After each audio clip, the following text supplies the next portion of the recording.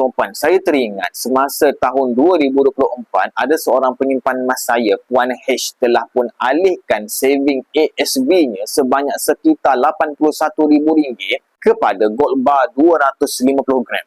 Januari 2024, tuan-puan, harga gold bar 250 gram tu cuma RM81,000 sahaja. Tetapi hari ini, tuan-puan, Disember 2025, dalam tempoh tak sampai 2 tahun, gold bar 250 gram ni, tuan-puan, sudah pun berharga sekitar RM155,000.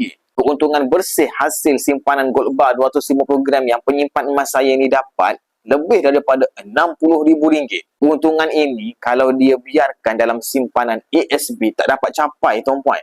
Sebab tu, tuan-puan, selain pada simpanan ASB, kita kena ada juga simpanan emas. Prestasi emas dalam tempoh 1 ke 2 tahun ini sangat memberangsangkan. Jadi, tuan-puan, yang ada dividen ASB yang nak dialihkan kepada emas, insya-Allah saya boleh bantu. Boleh tekan sign up ataupun terus hubungi saya. Nanti saya akan bimbing sebaiknya.